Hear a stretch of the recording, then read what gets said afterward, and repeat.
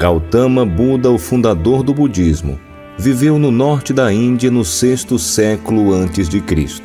Seu nome pessoal era Siddhartha e seu nome de família era Gautama.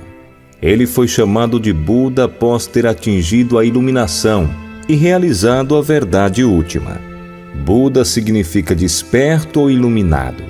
Ele se chamava de Tathagata, enquanto que seus seguidores o chamavam de Bhagawa, o bem-aventurado.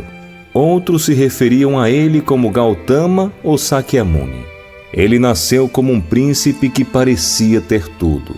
Teve uma criação luxuosa e sua família era de uma descendência pura de ambos os lados. Ele era o herdeiro do trono, extremamente belo, inspirador de confiança, majestoso e dotado de uma bela compleição e uma presença refinada. Aos 16 anos, casou-se com sua prima Yashodhara, majestosa, serena e plena de dignidade e graça. Apesar de tudo isso, o príncipe Siddhartha se sentia preso no luxo, como um pássaro em uma gaiola de ouro. Durante as suas visitas fora do palácio, ele viu aquilo que foi conhecido como os 4 sinais. Isso é, um homem velho, um homem doente, um homem morto e um santo recluso. Quando viu os sinais um após o outro, a compreensão veio a ele de que a vida está sujeita ao envelhecimento e à morte. Ele perguntou: qual o reino da vida no qual não há nem velhice nem morte? O sinal do recluso que estava calmo por ter abandonado a ânsia pela vida material deu a ele que a indicação do primeiro passo em sua procura pela verdade deveria ser a renúncia. Isso significava compreender que as posses materiais não poderiam trazer a felicidade última que as pessoas ansiavam. Determinado a encontrar o caminho para fora desses sofrimentos universais, ele decidiu abandonar o lar e encontrar a cura não só para si mesmo, mas para toda a humanidade. Uma noite, aos 29 anos, com um silencioso adeus, ele se despediu de sua esposa e filho que dormiam. Selou seu grande cavalo branco e se dirigiu para a floresta. Sua renúncia sem precedentes na história. Ele abandonou no auge de sua juventude os prazeres em troca das dificuldades. Seguiu da segurança da vida material para as austeridades, de uma posição de riqueza e poder para aquela de uma seta errante, que se abrigava em cavernas e florestas, somente com seu manto esfarrapado como única proteção contra o sol escaldante, a chuva e os ventos do inverno. Ele renunciou à sua posição de riqueza, promessas de prestígio e poder, e uma vida repleta de amor e esperança, em troca da busca pela verdade, a qual ninguém havia encontrado, embora muitos na Índia a tivessem procurado por milhares de anos.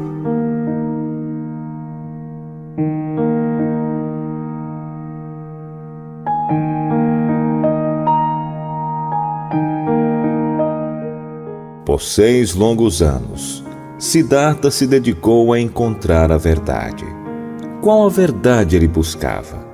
Era entender verdadeiramente a natureza da existência e encontrar a felicidade derradeira e imutável.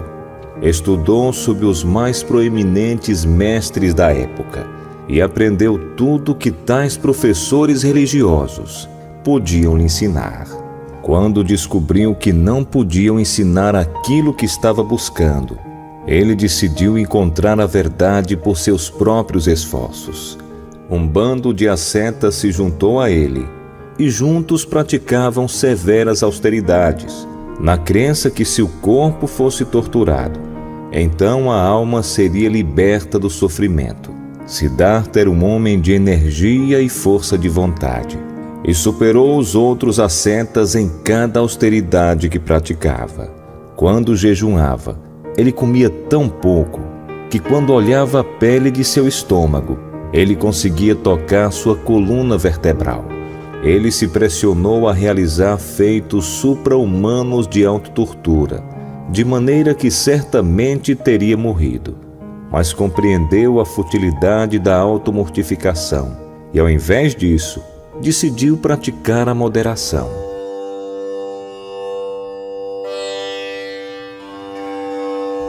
Na noite de lua cheia, no mês de Vessaka, ele se sentou sobre a árvore Bodhi, em Gaia, imerso em profunda meditação. Foi então que sua mente explodiu a bolha do universo material e percebeu a verdadeira natureza de toda a vida e de todas as coisas. Com a idade de 35 anos, ele se transformou de um buscador sincero pela verdade em um Buda, o iluminado. Por quase meio século depois da iluminação, o Buda andou pelas estradas poeirentas da Índia ensinando o Dharma, de forma que aqueles que ouvissem e praticassem viessem a ser enobrecidos e livres. Ele fundou uma ordem de monges e monjas, desafiou o sistema de castas, elevou o status das mulheres, encorajou a liberdade religiosa e a livre investigação, abriu os portões da liberdade para todos, em qualquer condição de vida, alta ou baixa, santo ou pecador. Enobreceu as vidas de criminosos como Angulimala e de cortesãs como Ambapali. Ele libertou a humanidade da escravidão religiosa, do dogma religioso e da fé cega. Ele atingiu o ápice em sabedoria e inteligência. Cada problema foi analisado em suas partes constituintes, e então foram reajuntadas na ordem lógica, com o significado tornando claro. Ninguém podia derrotá-lo no diálogo. Um professor inigualável mesmo nos dias de hoje. Ele ainda é o mais proeminente analista da mente e dos fenômenos.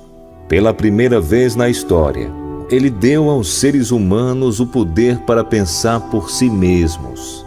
Elevou o valor da humanidade e mostrou que os seres humanos podem alcançar o mais alto conhecimento e a suprema iluminação por seus próprios esforços.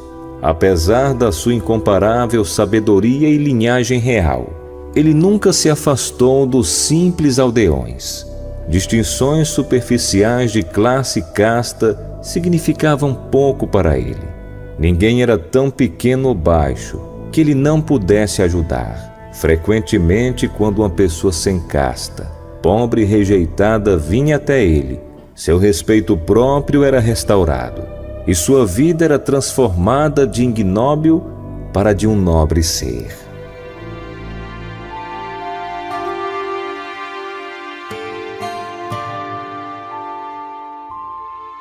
O Buda era pleno de compaixão, karuna, e sabedoria, panya, conhecedor do como e do que ensinar aos indivíduos de acordo com seu nível de entendimento.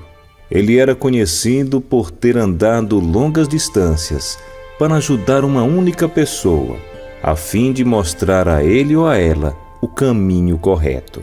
Ele era carinhoso e dedicado aos seus discípulos, sempre perguntando a respeito de seu bem-estar e progresso. Quando residia no mosteiro, ele visitava diariamente os lugares onde os doentes ficavam. Sua compaixão pelos doentes pode ser notada por meio do seu conselho: quem cuida do doente, cuida de mim. O Buda manteve ordem e disciplina, com base no respeito mútuo. O rei Pasenadi não podia entender como o Buda mantinha tal ordem e disciplina na comunidade dos monges, enquanto ele, um rei, com poder de punir, não conseguia fazê-lo em sua corte. O método do Buda era o de fazer com que as pessoas agissem a partir de um entendimento interior, ao invés de fazê-las se comportar pela imposição de leis e ameaçá-las com punições. Muitos poderes milagrosos foram atribuídos a ele, mas ele não considerava qualquer tipo de poder sobrenatural algo de importância.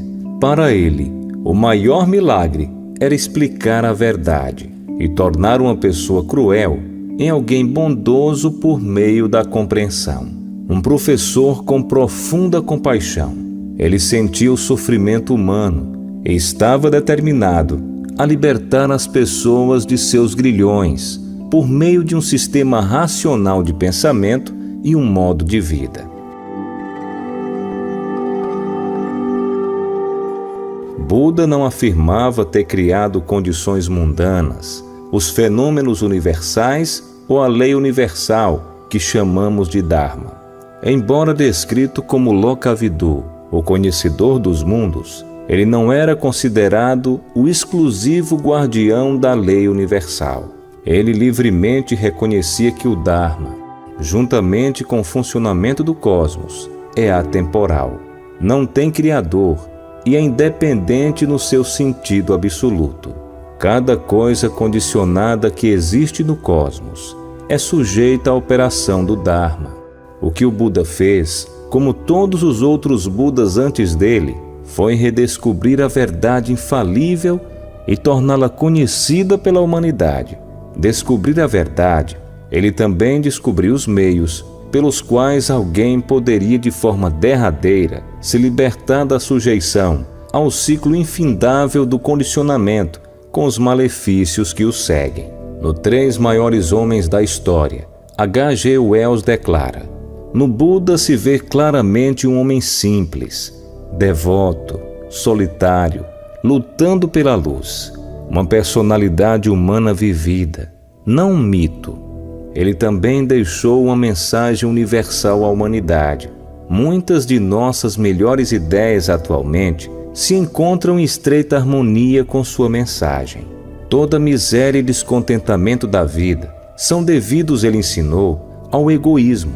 Antes de um homem se tornar sereno, ele deve cessar de viver voltado para os seus sentidos ou para ele mesmo. Então ele se funde em um ser maior. O budismo, com uma linguagem diferente, convidou o homem a se esquecer de si mesmo 500 anos antes de Cristo. De certa forma, ele estava mais perto de nós e de nossas necessidades. Ele foi mais lúcido quanto à nossa importância individual no serviço do que Cristo, e menos ambíguo quanto à questão da imortalidade pessoal. Após 45 anos de ministério, o Buda faleceu.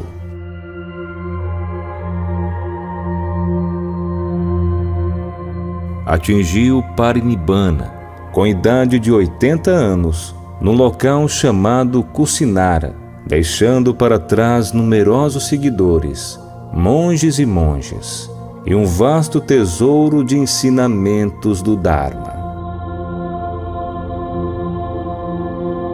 O impacto do seu grande amor e dedicação ainda hoje é sentido.